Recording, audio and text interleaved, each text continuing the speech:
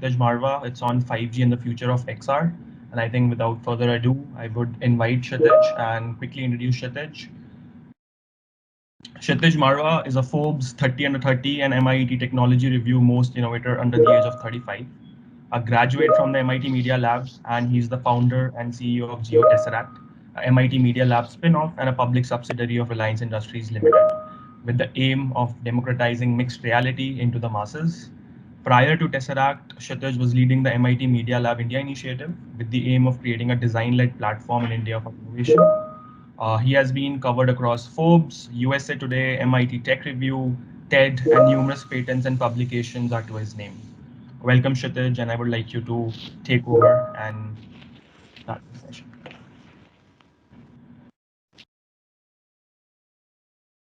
Sure. Thank you, Arnav, and thank you, Pradeep, for a great introduction. And it's I'm very glad to have you here. I don't know what's the time in Australia right now, but I'm sure it's very early. Cool. Lovely to meet you once again, though virtually, Kshitij. And just for everybody else, Kshitij is also an IIT Delhi alumni, and I'm proud of what he's done. Back to you, Kshitij. Sure. So I think Pradeep has set a very good context on AR, VR, and the whole future. So I'll not repeat what he has already so eloquently told to everyone. I think the focus of my talk would be uh, for how can 5G networks shape XR, and also vice versa, how can XR shape the 5G networks? And um, just to begin this talk, I think we like to keep it as collaborative and interactive as possible. So we'll spend around 15-20 minutes, for me talking and taking you through how we feel 5G and AR, VR, and XR can actually be transformative, and we leave the last 10 minutes for some Q&As. Um, I think we all today live in a world which is rapidly digitally transforming on an everyday basis, and every day, every week, every year there are new experiences, new interactions that are actually possible. And AR VR obviously takes those experiences and interactions to a whole new level. And the world that we imagine and that we live every day at Geo and Tesseract is, when will it happen that we move away from our current digital interactions on mobile or laptops or television screens, and we move into a completely XR enabled world? And we all believe that that would be the future, and it has been hypothesized, as Pradeep was also saying, for many decades. But any technology has a certain sweet spot and a certain tipping point, as Pradeep also said, where all these things come together and you see a consumer and say enterprise behavior. I think AR, VR, and XR have been trying to find their, I would say, way in the sun for the last many decades. And every time we feel that it's going to come now, it's going to come now.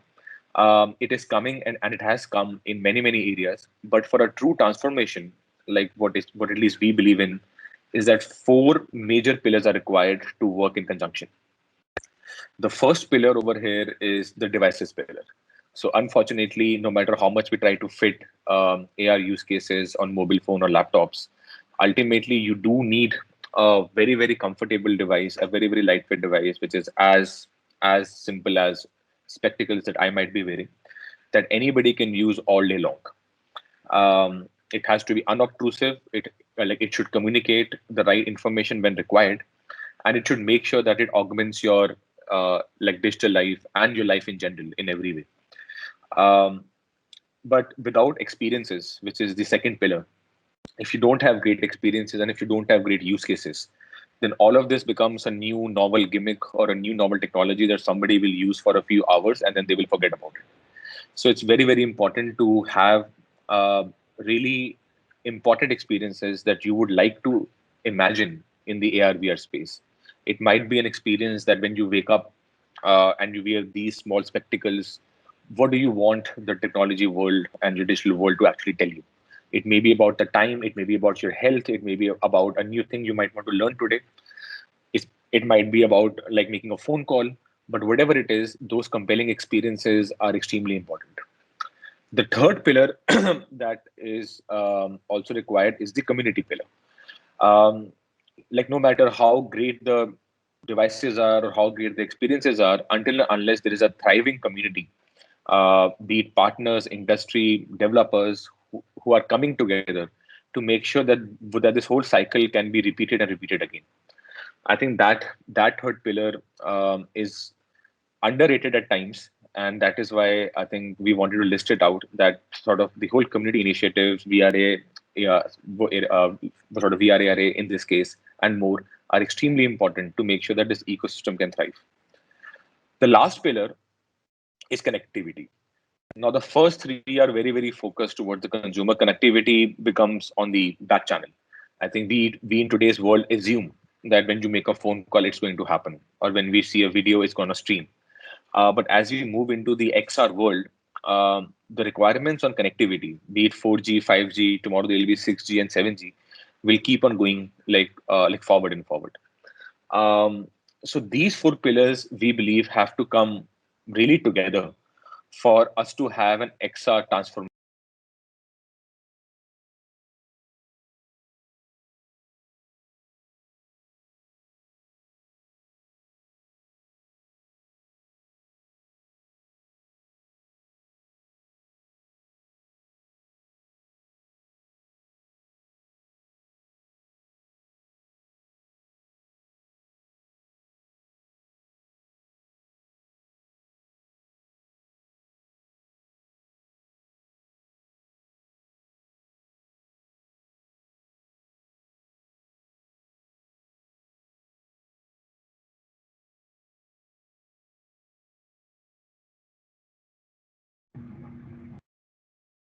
I think we lost Kshitij. Just trying to connect him back. Did you lose me? Somebody just muted me. Like, can you hear me enough? Yes, I can hear you. Achha, cool. So if we look at the first pillar, which is the devices, I think the last decade we have seen a lot of transformation in the kind of form factors and in the kind of devices that are actually being offered in the market. Obviously, 25 years back, it was like portability was out of question. It was a big, bulky room where you could sit and like push your head inside and have that experience and come back. This is about 75 and 80s in the world.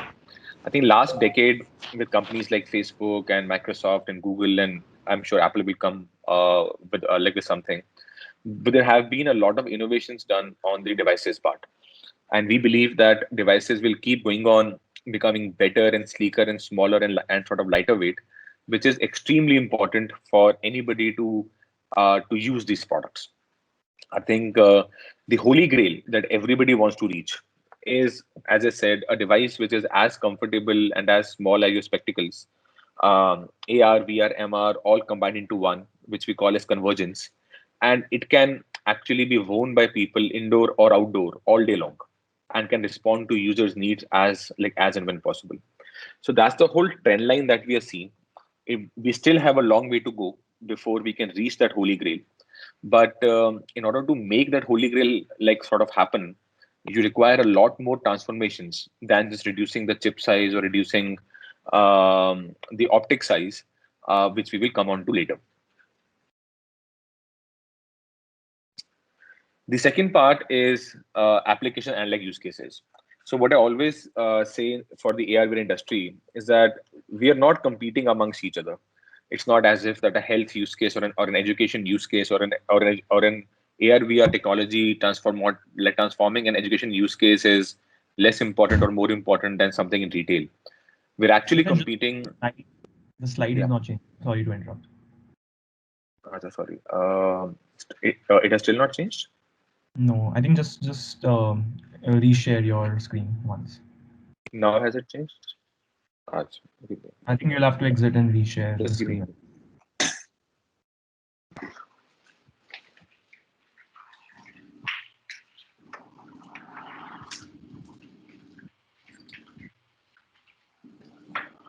minute. Let me try this again. Sorry for this. Uh,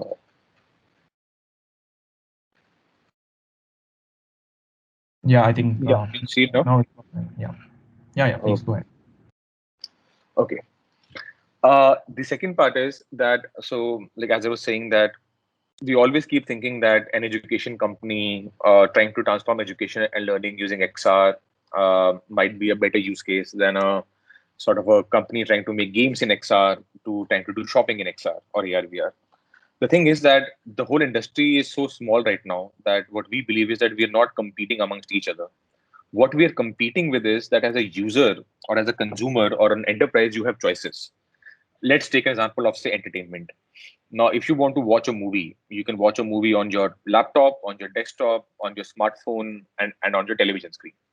And suddenly we come up with a new, I would say, experience and say, no, no, no. Like, why don't you watch this movie on an Oculus or on a Geo Glass or on HoloLens?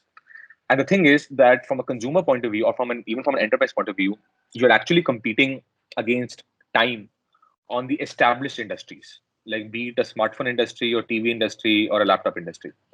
And the only way anybody is going to not watch that movie into like on their own television and will watch using AR or VR is when the experience of watching that movie is extremely better and is 10x more immersive and gives you a feeling that you don't get on a television, smartphone, or laptop.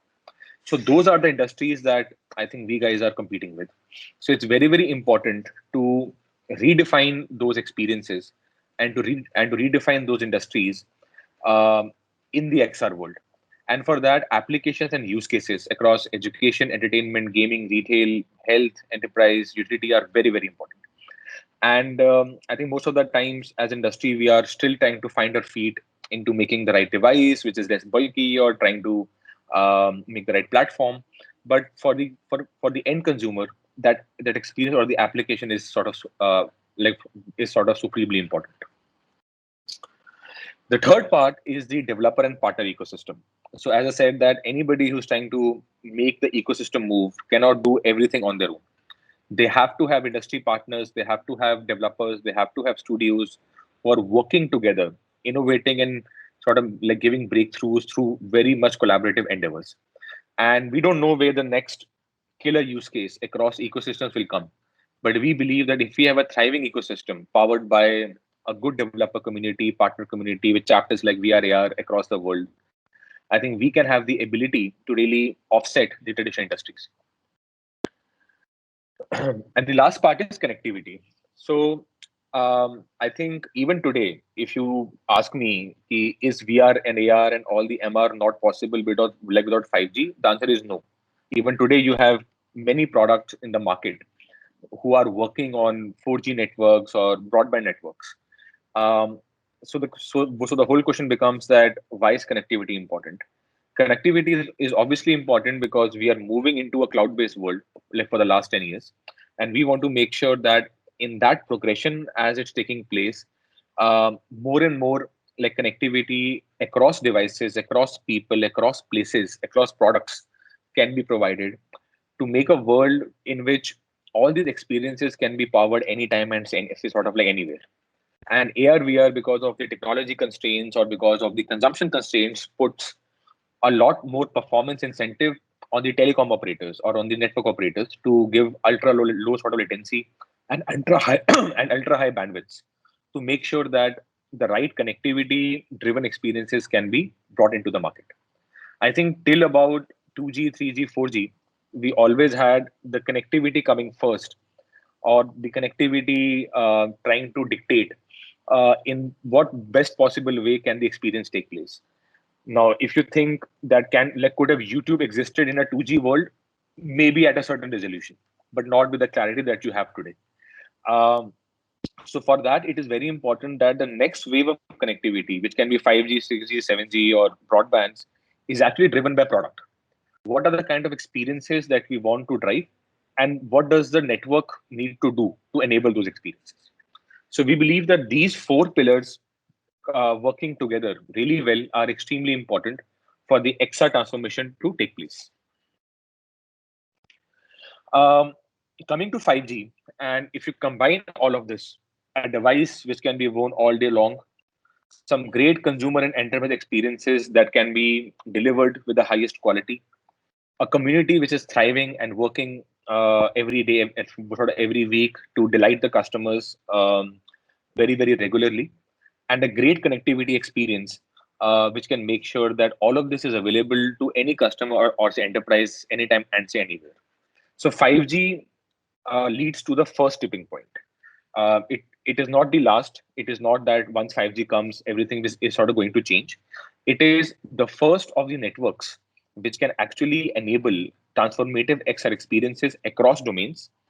And the reason it can do that is because of a specific architecture of the network and the specific architecture of the product ecosystem that is required for the consumers and enterprises to start moving from traditional 2D screens into this 3D 360 immersive world.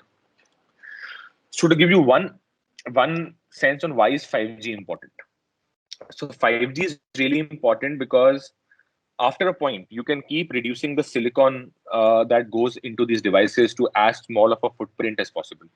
But there are, as many of you might be aware, there are limits on how small can that transistor size go.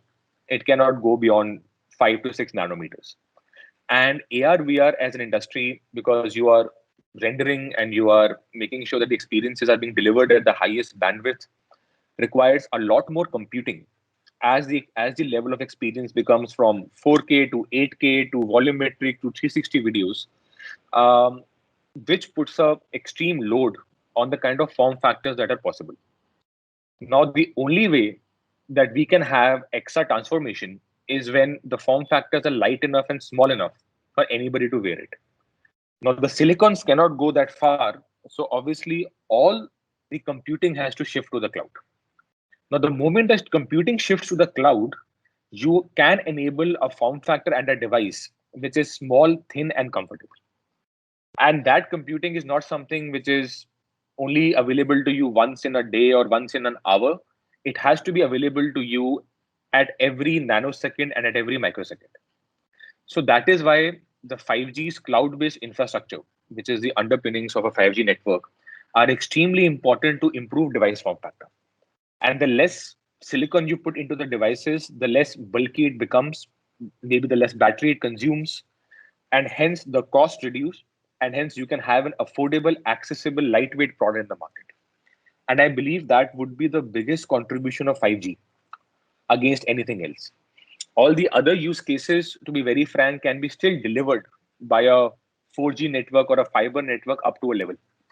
But the form factor reduction use case, which is extremely important, cannot be delivered by those networks. So that is the first point on why 5G is very, very important. The second point is obviously if you want a product and you want a cloud controlled ecosystem which is available to you anywhere and anytime, it is very important that that is delivered at ultra low latency. Now, the problem in current networks is that they have very high latency. So 5G, because of its dense network architecture, can enable low latency experiences where you can again start moving a lot of interaction paradigms from the device onto the cloud. Similarly, if you want to have a use case where you want to stream, I think like yesterday was a World Test Championship final between India and New Zealand got washed out, and it will probably happen today. And suppose, I mean, only 25% of the cloud is, or like of the crowd is like allowed to sit there. Now, suppose I want to sit over here and feel like I'm sitting, like in the like stadium at Southampton. Now, there are already 16, 18 cameras that cover a cricket match, for example. Now, if you want to stream all that data, convert the whole match into a very immersive 3D model and have players like Kane Williamson and sort of Virat Kohli in a complete 3D avatar in real time. That is only possible with ultra high bandwidths. And all that has to be streamed via satellites into the 5G networks and has to be available to you whenever you want, live streamed onto your glasses or onto your headset. So those kind of experiences can only be enabled with 5G. The last part is uniform and collaborative experience. I think even today, when we go through networks, our data rate throttles. Sometimes the streaming is very good. Sometimes we enter into a tunnel or we enter into a home when the network coverage is not there and the whole data rate drops. So as you start shifting computing and shifting everything to the cloud, you cannot afford that. There is no client side. So it's very important that a network which is dense enough and can provide uniform latency, uniform bandwidth everywhere and is consistent is extremely important. So this is the reason why 5G becomes the first step to make it happen, and 5G by architecture has a very dense network. One of the other things for XR is how comfortable is the experience. I'm sure many of you have experienced VR products. You wear it, after 5 minutes, you start feeling motion sickness. Similar things can exist in AR products or say MR products, though a bit less. There's a term that is used in like AR and VR, which is called motion to photon latency. What it technically means is that as you move forward or as you move your head, the content should in real time change to reflect. And what I always keep saying in terms of, just give me a minute, please, just a minute.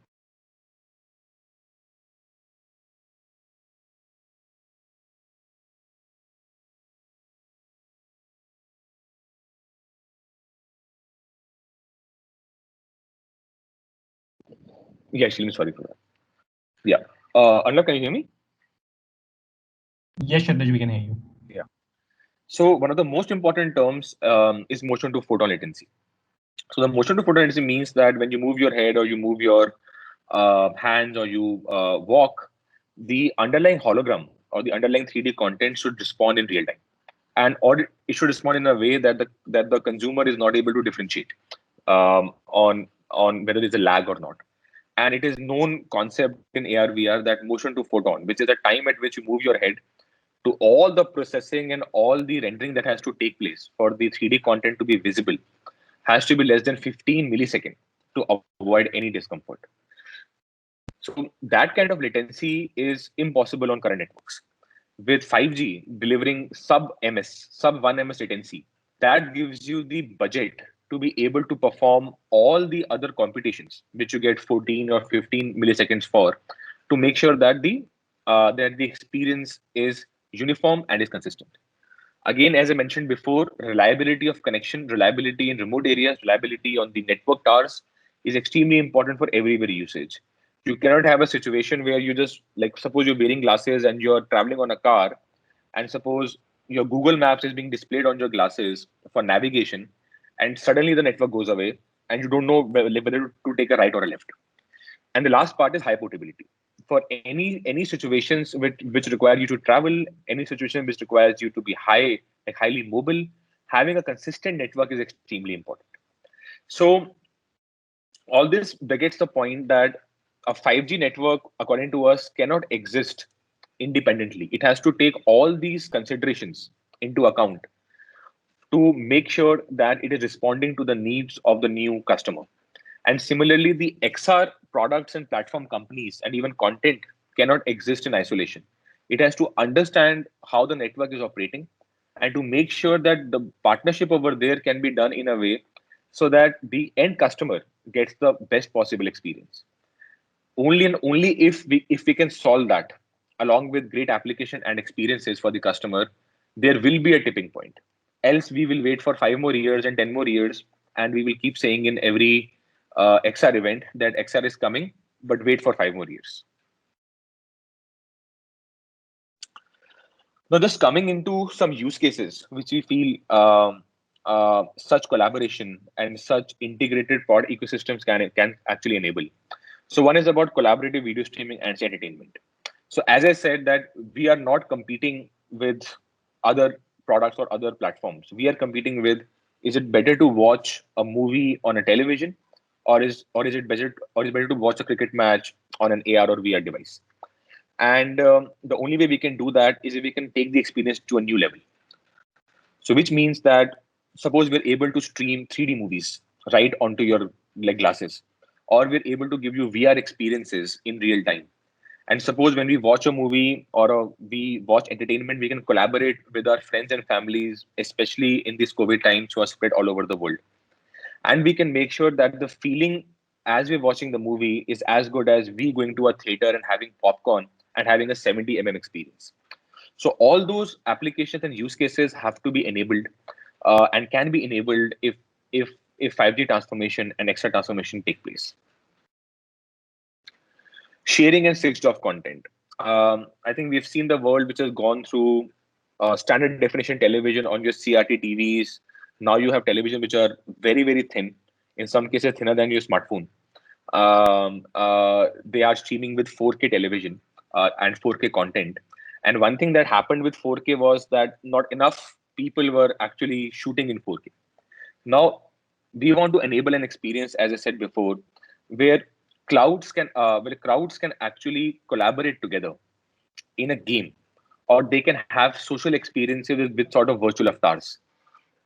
And the game is not only a 2D game. I can change my point of view to the batsman, to the umpire, to the bowler, and maybe feel and really see how is that person, I would say, visualizing a ball coming to hit the bat, or maybe or sort of maybe a football match is being played, and we want to see, okay, this goal happened. What were the various paths that the person took, which is something that happens today in live streaming. But you want to be able to control that.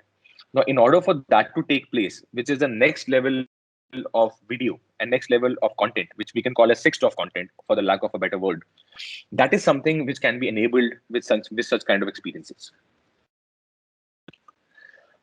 Internet of Things. Now, I think remote expert, IoT, I think all these are use cases for what we call as a deskless worker. I think sometimes people forget that um, more than 70% of the workforce in the world is not sitting at desks and writing code on the computer or designing something. They're actually on the field. And generally, information technology for these workers have been very limited. I mean, I'm sure you see when somebody comes to your house to install a router or to install like a connection or a television, they just have a mobile phone, and that is how they're communicating. But because that's one device that's available to all. I think for the deskless workers, having a massive IoT visualization or say remote expert, which means that suppose you have come to an plant and where you want to fix something, and you don't want to put an expert which is maybe sitting out of the US and take a flight and spend all that money. You would probably want a person to have an AR enabled glasses, and the person can in a hands-free way communicate with anybody across the world, take guidance, and monitor the health of the plant and repair it as possible. So I think these kind of critical services in a hands-free manner with AR and 5G can allow for extreme productivity and can be the start of an industry 4.0 as we keep calling it. Remote collaboration. I think that's what Pradeep also touched, and that's a major use case that we're also working on. I think one thing that COVID has taught us is that no matter how much we use Teams or how much we use Zoom calls, the ability to collaborate when you are together and see somebody's face, somebody's expression, somebody's body language is extremely important. I think there was a study done where it was told that for the first 3 months in the pandemic, the productivity and collaboration has gone very high. And suddenly a new study came that no, that is not true. It went high for a bit, but now it has dropped. So as we live in this post-pandemic and we're still living in this pandemic world, as we go into post-pandemic world, I think such kind of interactions are very, very important to have. And for that, having a feeling of presence, that even though we are on a Teams call, but we have to feel as if me, Pradeep, Arnav, Priyanka, all of you are sitting right here in one room and we can see each other and feel their presence is sort of extremely important. And all that can only be enabled by AR, VR, along with 5G networks. Similarly, when you want to collaborate on a presentation or on a model, I mean, right now I'm presenting you something. Maybe in the future there'll be no presentation. The PowerPoint will go out of the window. It will be about 3D. Like, how can we really communicate what we want to communicate, not by using photos and images in a PowerPoint, but by using 3D models and 3D content. Hands-free remote assistant, I think that's something that I've already covered in the IoT part. I think that is something that for field workers in real time, I think guided AR, be it logistics, be it a car manufacturing plant, be it a petrochemical plant, I think such kind of use cases to a limited extent have been deployed in the world. I think Google Glass has completely changed from a consumer experience to an enterprise hands-free remote assistant experience. And that is something that we need to really drive at a much more at an Indian and a global level. So these are the use cases that we feel that AR, VR, MR, along with 5G ecosystem can actually deliver.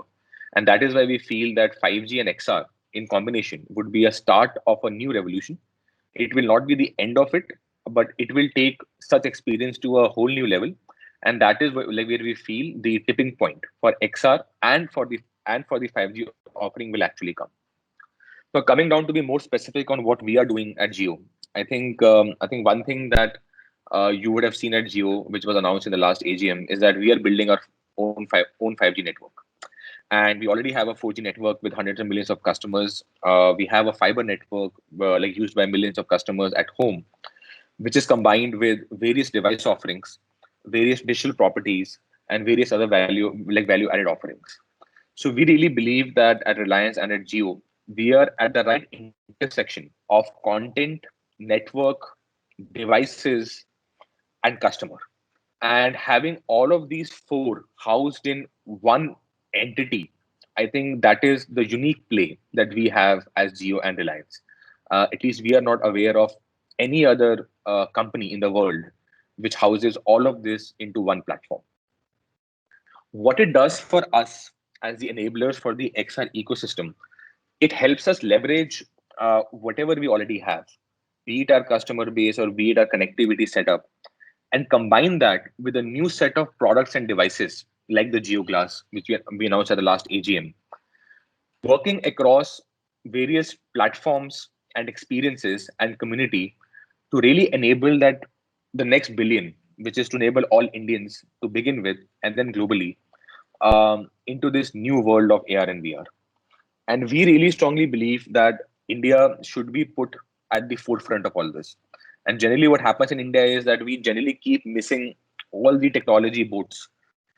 Though we miss the innovation and the commercialization boat, but we generally leapfrog and become one of the highest adopters of new technology. And this time for AR, VR, and XR, because we really believe that in the next decade, it will be a transformation going from smartphones, laptops, televisions into XR. We believe that all these innovations and all these technologies should come out of India. And if we can do it for India with the amazing constraints we have in India, I think we are very, very confident that this can scale to the world. With that as the underlying philosophy and leveraging what we already have at Reliance and Jio, we are trying to build an end-to-end XR ecosystem across the four pillars, which has devices, which has platforms, which has use cases that we are building, use cases and applications that our community is building that we are really, really trying to like power up, which can be delivered to the end customer, either on the consumer domain or in the enterprise domain. To give you a sense on a very brief slide on what GeoGlass is, it is our first offering into this space. You can call it as a first generation AR, VR, or an AR product.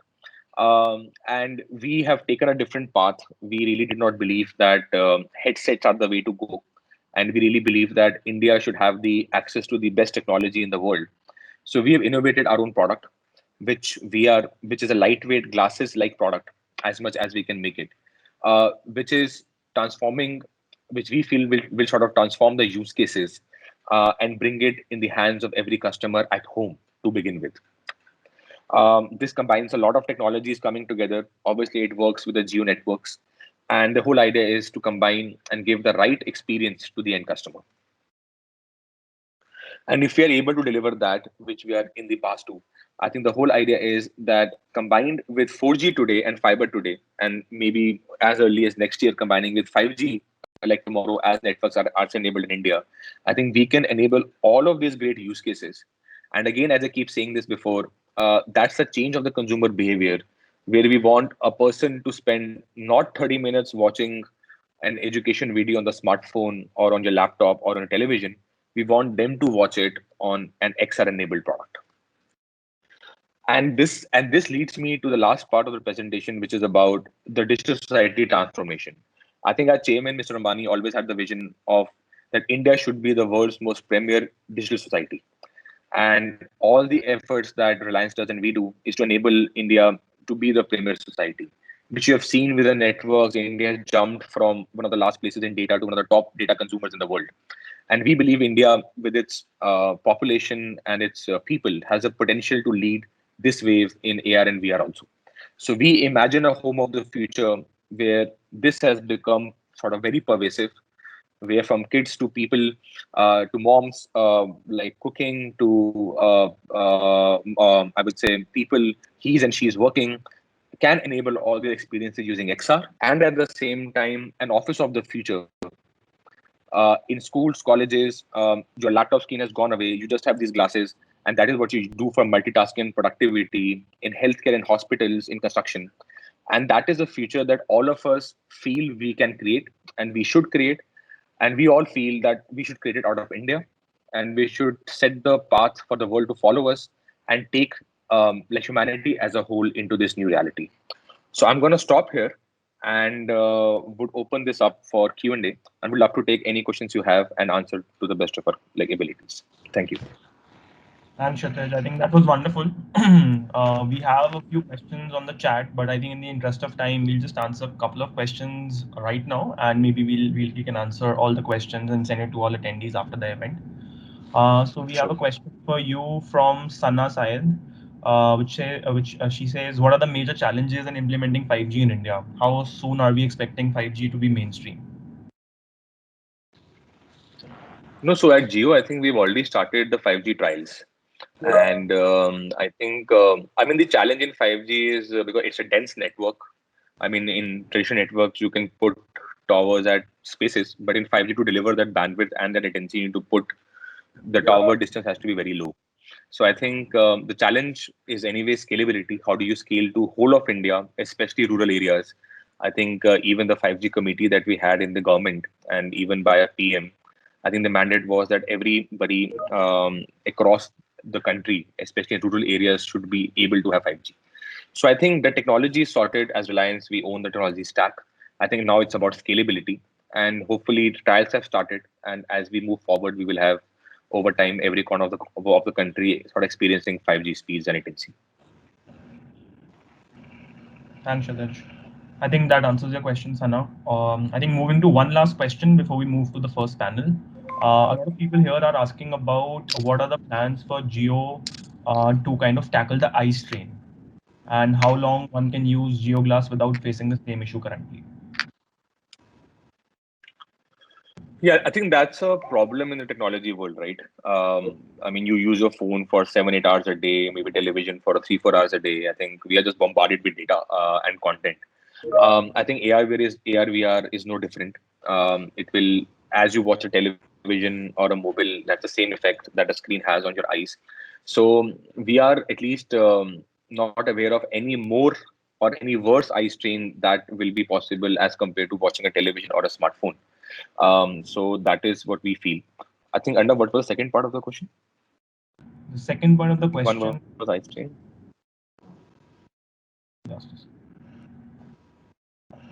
And how long one can use GeoGlass without facing the same issue currently?